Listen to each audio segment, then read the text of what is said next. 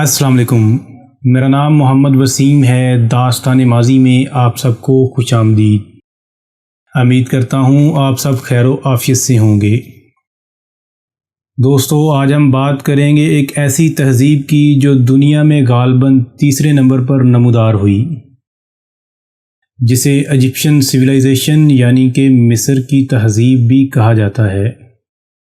دوستو، اس سے پہلے کہ ہم مصر کی تہذیب کی بات کریں، میں آپ سے درخواست کرنا چاہوں گا کہ اگر آپ نے ابھی تک ہمارا چینل سبسکرائب نہیں کیا تو پلیز سبسکرائب کیجئے اور ساتھ موجود بیل آئیکن کو دبانا مت بھولیے گا تاکہ ہماری ہر نئی آنے والی ویڈیو بآسانی آپ تک پہنچ سکے۔ تو چلیے دوستو، بات کرتے ہیں ایجپشن سویلائزیشن یعنی کہ مصر کی تہذیب کی۔ ایجپشن سویلائزیشن یعنی کہ مصر کی تہذیب جو تاریخی اعتبار سے دنیا کی تیسرے نمبر پر شروع ہونے والی تہذیب ہے، جس کا زمانہ 3150 قبل مسیح سے لے کر 30 قبل مسیح تک بتایا جاتا ہے۔ یہ دریائے نیل کے کنارے سے شروع ہوئی، جس جگہ پر اس وقت کا موجودہ مصر آباد ہے۔ قدیم مصری تہذیب ثقافتی اعتبار سے بھرپور تہذیبوں میں سے ایک ہے، جو اپنی متشدد ثقافت، اپنے فرعونوں، اپنے مضبوط اہراموں اور اسفنکس کی وجہ سے مشہور ہے۔ اسفنکس شہر تھیبس کی ایک دیوی کو کہا جاتا تھا، جس کا سر عورت کا اور دڑ شیر کا تھا۔ مصر کی تاریخ کو 3 بادشاہی ادوار میں تقسیم کیا گیا ہے: پرانا، درمیانہ اور نیا۔ یہاں انٹرمیڈیٹ سے مراد اس حقیقت کی طرف اشارہ کیا گیا ہے کہ ان اوقات کے دوران مصر ایک متفقہ سیاسی طاقت نہیں تھا اور یوں طاقتور ملکوں کے مابین تھا۔ سلطنت قدیم سے پہلے ہی مصری تہذیب کی بنیاد ہزاروں سالوں سے رکھی جا رہی تھی، کیونکہ نیل کے قریب بسنے والے لوگوں نے بیچنی زراعت پر زیادہ توجہ مرکوز کی تھی، جس کی وجہ سے شہریت اور خصوصی غیر زرعی معاشی سرگرمیاں ہوئی تھیں۔ مصر میں انسانی رہائش کے ثبوت کے آثار 6000 قبل مسیح سے ملتے ہیں۔ اس وقت کے آس پاس صحرا صحارا میں توسیع ہوئی۔ کچھ سائنسدانوں کے خیال میں یہ توسیع زمین کے جکاؤ میں ہلکی سی تبدیلی کے باعث ہوئی ہے۔ دوسروں نے بارش کے بدلتے نمونے کی کھوج کی ہے، لیکن مخصوص وجوہات پوری طرح واضح نہیں ہیں۔ انسانی تہذیب کے لیے صحارا کی اس توسیع کا سب سے اہم نتیجہ یہ ہوا کہ اس نے قابل اعتماد آبی وسائل کی تلاش میں انسانوں کو دریائے نیل کے قریب کر دیا۔ ڈیلٹا کے خطے کے علاوہ جہاں یہ دریا سمندر میں بہتے ہی پھیلتا ہے، وادی نیل میں زیادہ تر آباد کاری صرف ندی کے چند میل کے فاصلے تک محدود تھی۔ دریائے نیل ہر سال سیلاب آتا تھا۔ یہ سیلاب اتنا باقاعدہ تھا کہ قدیم مصریوں نے اس کے چاروں طرف اپنے 3 موسم ڈوب یا سیلاب، نمو اور فصل کو طے کیا۔ یہ سالانہ سیلاب زراعت کے لیے اہم تھا، کیونکہ اس سے ہر سال غذائیت سے بھرپور مٹی کی ایک نئی پرت جمع ہوتی تھی۔ ان برسوں میں جب نیل سیلاب نہیں آیا تھا، مٹی میں غذائی اجزاء کی سطح شدید طور پر ختم ہو گئی تھی اور کھانے کی قلت کا امکان بہت بڑھ گیا تھا۔ خوراک کی فراہمی پر بھی سیاسی اثرات مرتب ہوئے اور خشک سالی کے وقفوں نے غالباً پرانی اور مشرقی دونوں ریاستوں میں بگاڑ پیدا کیا۔ اگرچہ ہم مخصوص تاریخوں اور واقعات کو نہیں جانتے ہیں، لیکن اس دور کا مطالعہ کرنے والے زیادہ تر علماء کرام کا خیال ہے کہ 3100 قبل مسیح کے آس پاس نرمر یا مینیس نامی رہنما، اس نے بلائی اور زرعی مصر دونوں کا کنٹرول حاصل کر لیا، لیکن ذرائع سے اس بارے میں واضح نہیں ہے کہ آیا یہ وہی شخص تھا یا نہیں۔ نرمر لوئر مصر کا ایک دیوتا تصور کیا جاتا تھا، جہاں اصل میں اس نے اپنی حکمرانی کی تھی۔ اس نے بالائی مصر کے دیوتا سیٹ کو فتح کیا۔ اصل سیاسی واقعات کے اس متکلم شکل نے بادشاہ کی حکمرانی میں جواز پیدا کیا ہے۔ اگر آپ اس کا موازنہ دوسری تہذیبوں کے ساتھ کرتے ہیں تو صاف پتہ چلتا ہے کہ دوسری تہذیبیں ہزاروں سال تک کھیتی ہی کرتی رہیں، جبکہ مصر چند سو سالوں میں کھیتوں سے اٹھ کر شہروں میں بس چکا تھا۔ جب ہم قدیم مصری تہذیب پہ بات کرتے ہیں تو ہماری نگاہ عالیشان اور انوکھے پرامڈوں سے ہوتے ہوئی اہرام مصر یا حنوط شدہ لاشوں، دیواروں پہ کھدے پراسرار نقش و نگار پر ٹک جاتی ہے۔ مگر قدیم مصر کا یہی تعارف نہیں ہے۔ بہت ساری ایسی باتیں ہیں جنہیں بہت کم لوگ جانتے ہیں۔ اگر بات کریں مصری تہذیب میں خواتین کے حقوق کی تو قدیم مصری تہذیب میں عورتوں کو خاص اہمیت دی جاتی تھی۔ عورتوں کو پسند کی شادی کی اجازت تھی، انہیں برتھ کنٹرول کرنے کا بھی اختیار حاصل تھا۔ عورتوں کو مردوں کی برابری کے حقوق دیے جاتے تھے۔ طلاق کی صورت میں اسے اپنے شوہر کی جائیداد سے 1/3 حصہ دیا جاتا تھا اور وہ اپنے والد کے گھر پہ جا کر رہ سکتی تھی۔ ہاں، اگر عورت کے کسی سے ناجائز جنسی تعلقات ہو جاتے تھے تو اسے زندہ جلا دیا جاتا تھا، مگر مرد کو کوئی سزا نہیں دی جاتی تھی۔ مصر میں دیوتا مرد اور دیوی عورت برابری کی سطح پر پوجے جاتے تھے، اس لیے مذہبی معاملات سے لے کر سماجی رسومات تک میں عورت کی مرضی پر عمل ہوتا تھا۔ عورت کی روحانی قوت کا اظہار اس سے ہوتا ہے کہ اس سے خواب کی تعبیر پوچھی جاتی تھی۔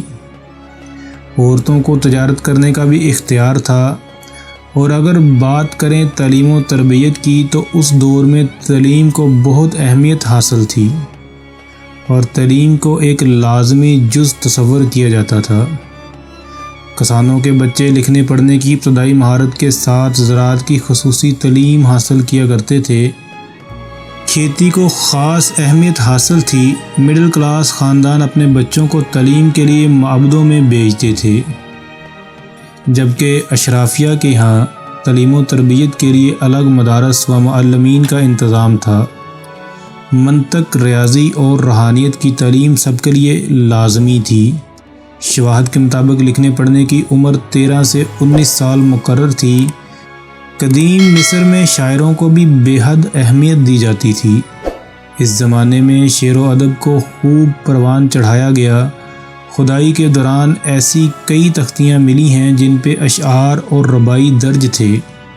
ان کے ترجمے کرنے کے بعد یہ اندازہ ہوا کہ اس قدیم دور میں بھی شعر و شاعری کو عروج حاصل تھا۔ ہائیروگلیفکس کا استعمال ایک ایسی تحریر کی شکل جس میں آوازوں اور معنی کو ظاہر کرنے کے لیے تصاویر کا استعمال کیا گیا تھا، اسی دور میں ممکنہ طور پر شروع ہوا تھا۔ چونکہ مصری ریاست اقتدار اور اثر و رسوخ میں اضافہ کرتی گئی، اس نے بڑے پیمانے پر منصوبوں کے لیے وسائل کو متحرک کرنے میں بہتر اہلیت اختیار کی اور بڑھتی ہوئی بڑی ریاست کو منظم کرنے کے لیے ریکارڈ رکھنے کے بہتر طریقوں کی ضرورت تھی۔ مشرق مملکت کے دوران مصریوں نے بھی ادب لکھنا شروع کیا۔ کچھ تحریر کو پتھر یا مٹی پر محفوظ کیا گیا تھا اور کچھ کو پیپرس پر محفوظ کیا گیا تھا۔ یہ ایک کاغذ جیسی مصنوع تھی جو ریڈ فائبر سے بنی تھی۔ پیپرس بہت نازک ہے، لیکن مصر کی گرم اور خشک آب و ہوا کی وجہ سے پیپرس کی کچھ دستاویزات زندہ بچ گئی ہیں۔ ایک مرتبہ 1800 کی دہائی کے اوائل میں جب ان دستاویزات کا ترجمہ کیا گیا، تب قدیم مصر کا مطالعہ کرنے والے مورخین کے لیے ہائیروگلیفک تحریر بھی ایک اہم ذریعہ بن گئی۔ اس دور کے لوگ بلیوں سے خاص محبت رکھتے تھے اور بلیوں کو اپنے گھر کے لیے باعث برکت اور رحمت سمجھتے تھے۔ بلیوں کو پوجنے کا بھی رواج تھا اور انہیں مارنے پر قتل کرنے کا حکم تھا۔ گھر کی بلی کی موت پہ غم منایا جاتا تھا اور بمیں مونڈ دی جاتی تھیں۔ جب حکمران زیادہ طاقتور ہو گئے تو وہ بڑے منصوبوں کی تعمیر کے لیے لیبر اور وسائل میں ہم آہنگی کرنے کے قابل تھے اور زیادہ سے زیادہ لوگوں کو کھانے کی بڑی فراہمی درکار ہوتی تھی۔ زرعی پیداوار کو بہتر بنانے کے منصوبے جیسے لیوز اور نہریں زیادہ اہم ہو گئیں۔ آبپاشی کے طریقوں میں کیچڑ کے لیوز کا طریقہ بھی شامل تھا۔ جو گندگی کی دیواریں تھیں جو سالانہ سیلاب کو کھیتوں کی طرف بھیجتی تھی اور اسے رہائشی علاقوں سے دور رکھتی تھیں، اور نہروں کی کھدائی کھیتوں میں براہ راست پانی کی طرف ہوتی تھی کیونکہ فصلیں بڑھ رہی تھیں۔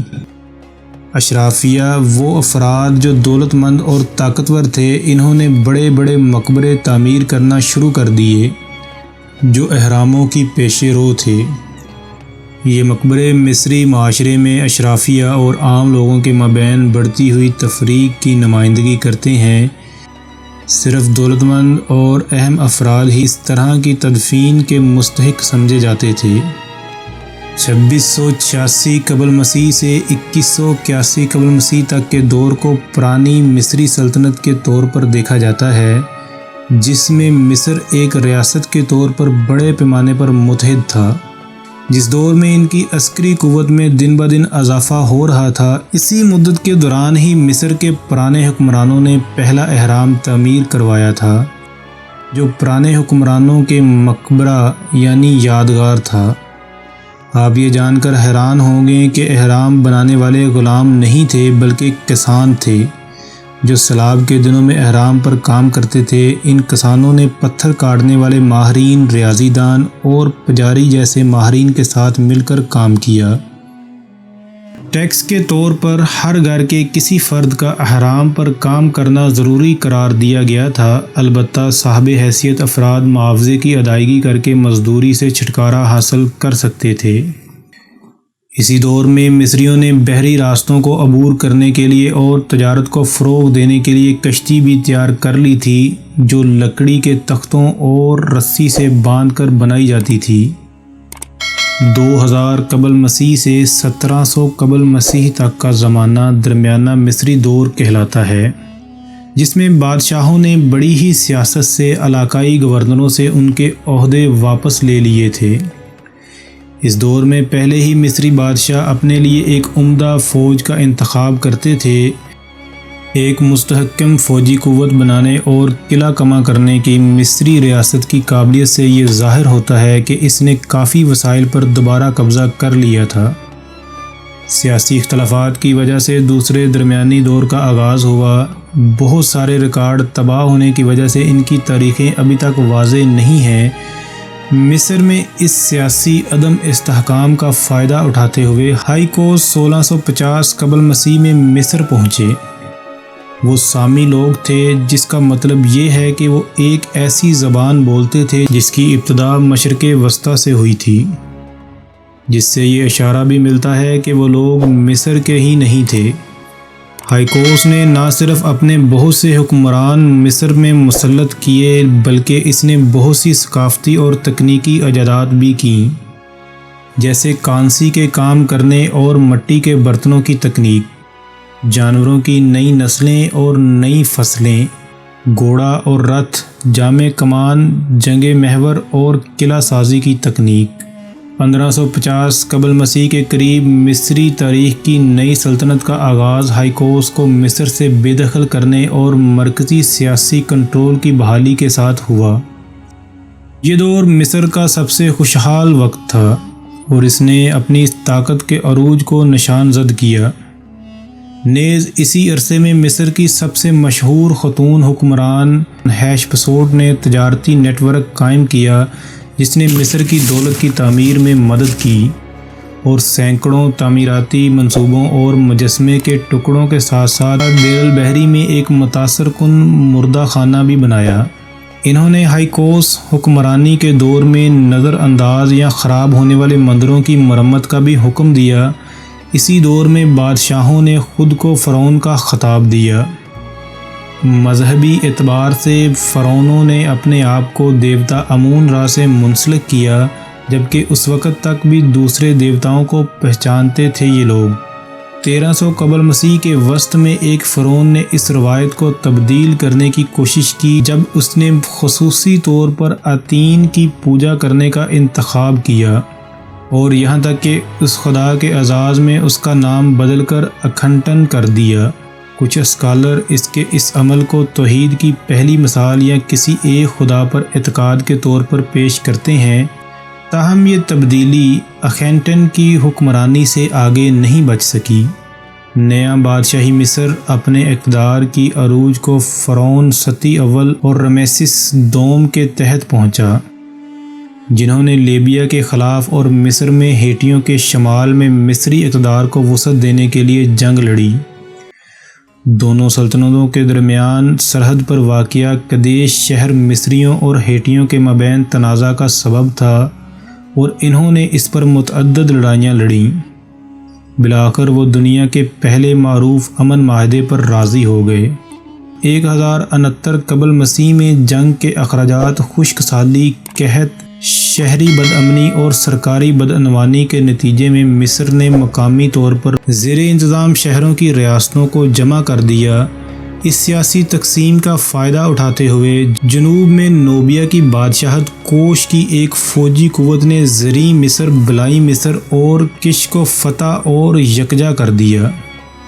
اس کے بعد کوشاؤں کو 670 قبل مسیح میں اسوریوں نے مصر سے بے دخل کر دیا، جس نے مصر میں ایک موکل ریاست یعنی ایک سیاسی ادارہ جو خود مختار حکمرانی والی ہے، جس نے ایک زیادہ طاقتور ریاست کو خراج تحسین پیش کیا یعنی قائم کیا۔ 656 قبل مسیح میں مصر ایک بار پھر متحد ہوا اور اسوریوں کے کنٹرول سے الگ ہو گیا۔ اس ملک نے 525 قبل مسیح تک امن و خوشحالی کا دور دیکھا، جب فارسی بادشاہ کیمبس نے مصری حکمرانوں کو شکست دی اور اپنے آپ کو فارس کا بادشاہ بنانے کے لیے فرعون کا لقب اپنے ساتھ لگا لیا۔ مصری تہذیب اپنی پراسراریت اور انوکھے پن کی وجہ سے پوری دنیا کی توجہ کا مرکز ہے۔ اسے لے کر بے شمار قسم کی اٹکلیں بھی لگائی جاتی رہی ہیں، مگر بہت ساری حقیقت ابھی بھی مٹی میں دفن ہے۔ دوستو، یہ تھی مصر کی تہذیب یعنی کہ ایجپشین سویلائزیشن کی داستان۔ کمنٹ سیکشن میں اپنی رائے کا اظہار لازمی کیجیے گا، اور اگر آپ کو یہ داستان اچھی لگی تو اپنے پیاروں تک لازمی شیئر کیجیے گا، اور ساتھ ساتھ اگر آپ نے ابھی تک ہمارا چینل سبسکرائب نہیں کیا تو پلیز سبسکرائب کیجیے۔ اس کے ساتھ ہی اجازت چاہوں گا، اپنا اور اپنے پیاروں کا خیال رکھیے گا اور اس ناچیز کو اپنی دعاؤں میں یاد رکھیے گا۔ اللہ حافظ۔